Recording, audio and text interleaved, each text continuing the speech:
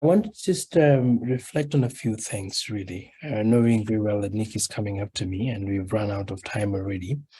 Out of our conversations today, I'm intrigued by the thinking about the role of law and policies in enhancing accountability, particularly in the water subsector. I say this because I think there are already, a lot of regulations and policies and strategies and that are in place, and it doesn't seem to, from where I sit, to be helping to improve things, which may mean that we might need to ask ourselves what needs to be done better. And I don't know whether any of the PRFs looked at the issue of law and policies.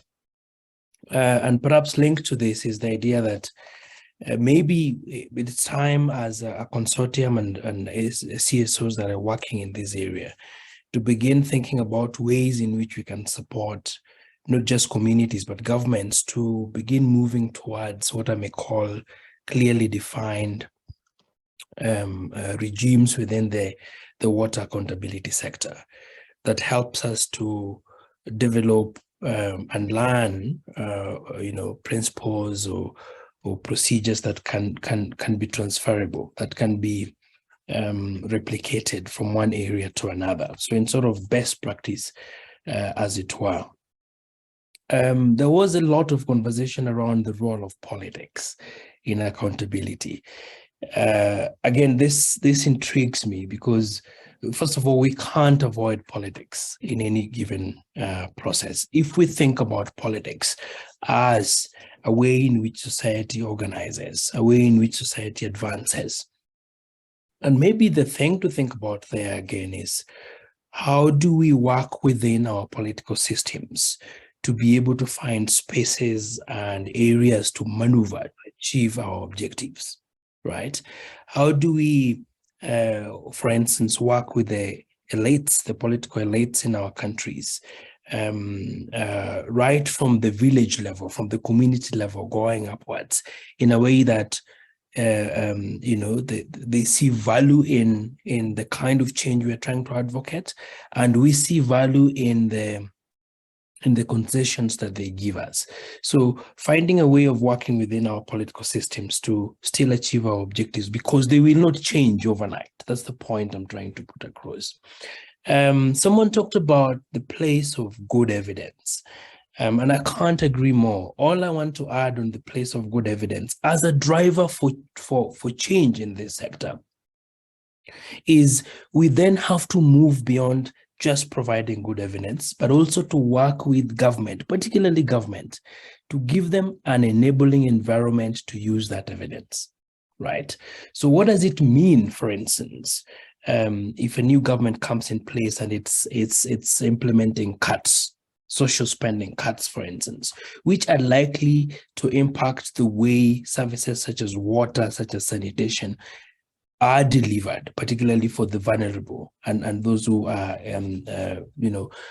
poor women, for instance. What does it then mean when those kind of cuts are being made? And when you're able to bring that kind of evidence and work with the government to enable them understand the implications, maybe you're able to achieve better results. Allow me to link the conversation around shrinking space to the politics conversation as well.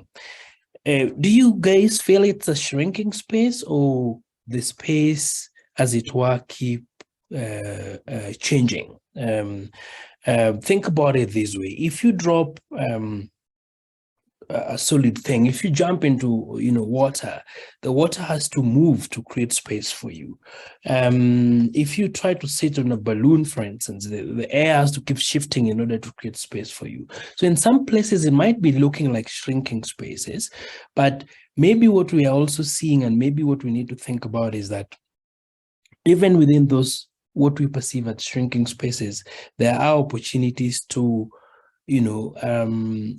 change our input within that setting. So a new rule can be put in place that sort of looks unfavorable for CSOs in advocacy, but that gives the CSOs a chance to find space elsewhere to counter the negative impact of that rule. So just a challenge to all of us to think about the positive nature of what you see as shrinking space. My last point, Tim, if you allow me, is to so let's go to the second.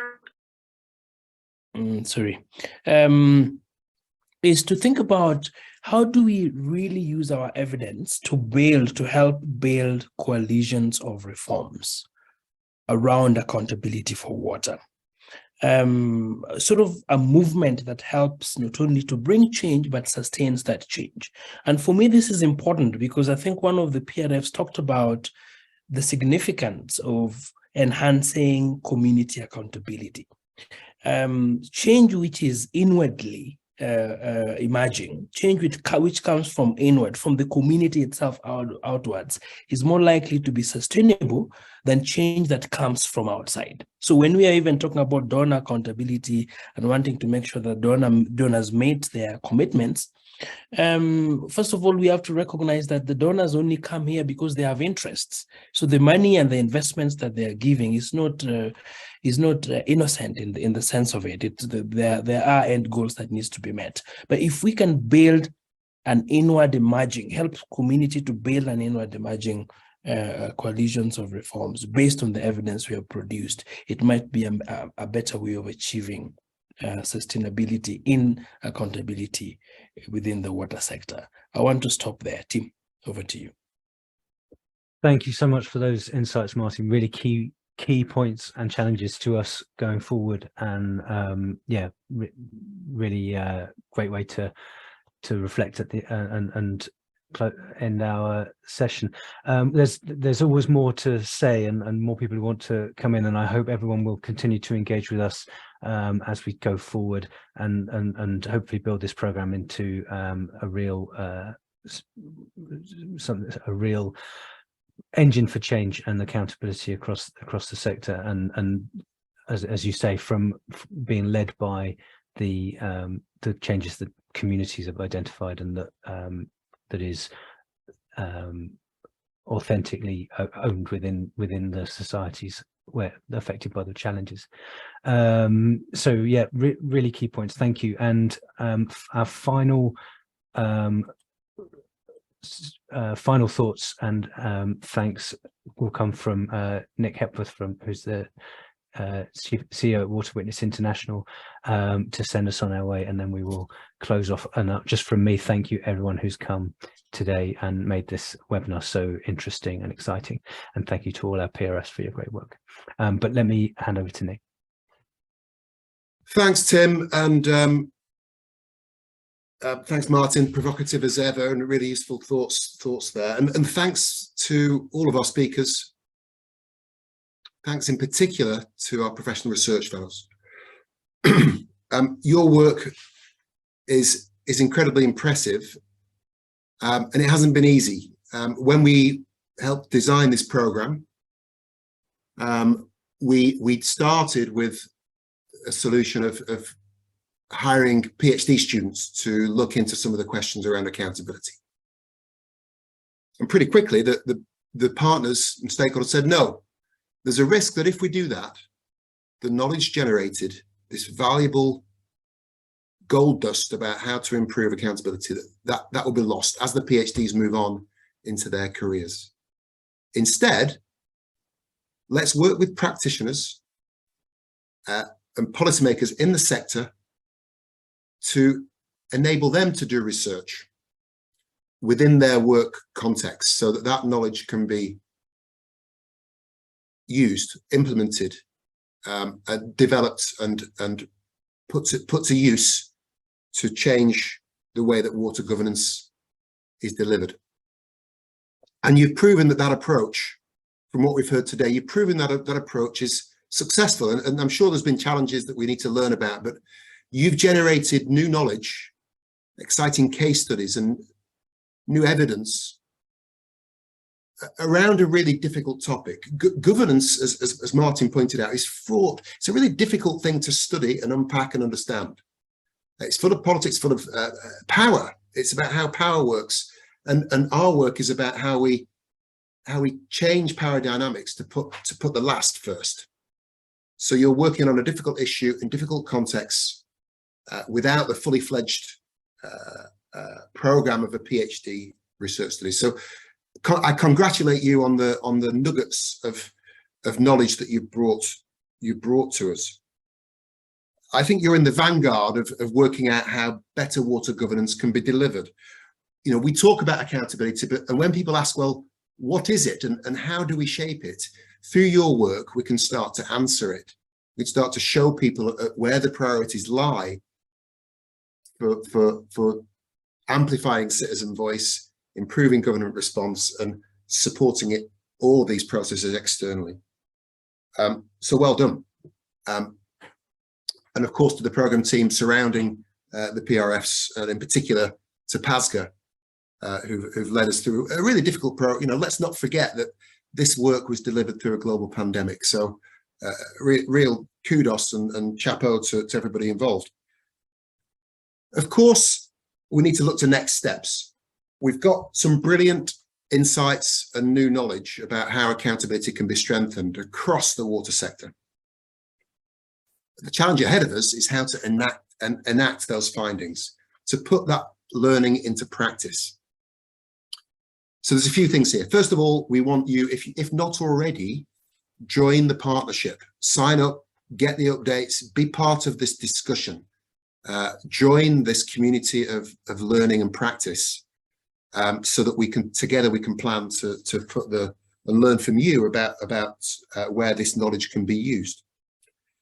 Secondly, we're PASGA and the group are co-hosting a workshop in Kenya in January to do the detailed planning of the next steps. How do we lift the knowledge generated and put it into policy, into practice? So I think it's the 23rd and 24th of January.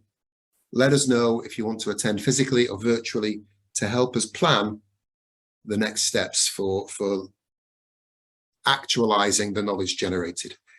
The very good news is that we think there's a phase 2 of funding for this work, which will be much more focused on putting the knowledge into practice. So action research, taking us to the next level to turn knowledge into change on the ground. Within that, we're very keen to see a support facility, a global support facility, to enable civil society and communities to do this work in the long term. Not in a short 2-year timescale that the donors impose, but across the timescale needed to make change happen. Yep. So a facility which channels financial support, technical advice, legal support, as Serene said, law is at the heart of this.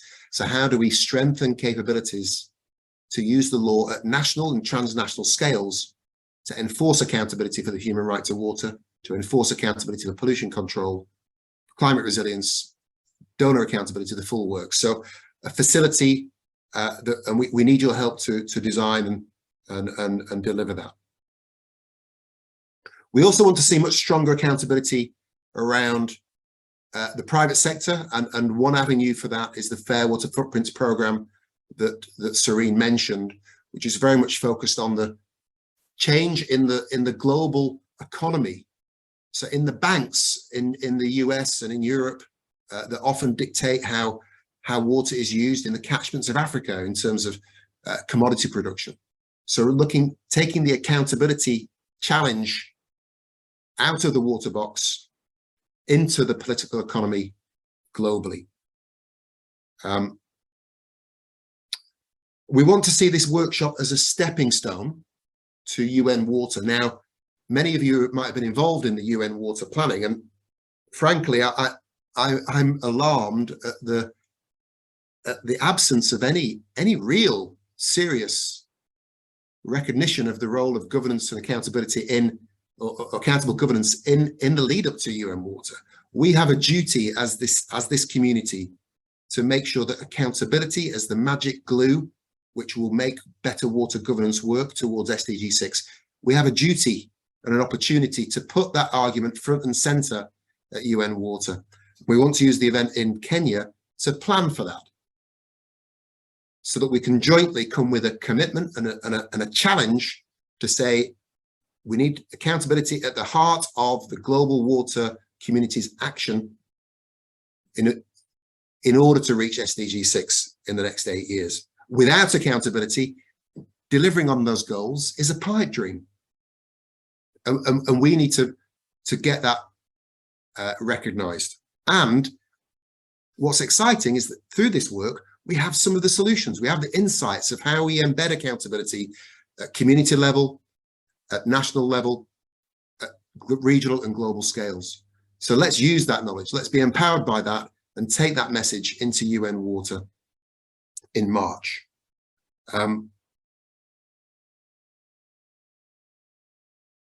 So those are the next steps.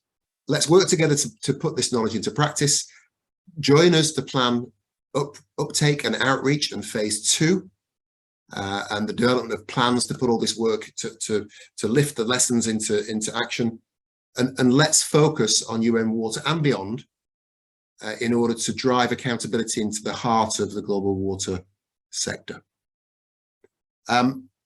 Tim, colleagues, is there anything that I've missed? I know people have been really patient and we've kept them over time. What a brilliant webinar. I think you deserve a massive round of applause. Everybody that's been involved with this, despite the difficult circumstances, you've shown that innovation and that fortune favors the brave. So well done. Let's keep going. Thanks, Nick.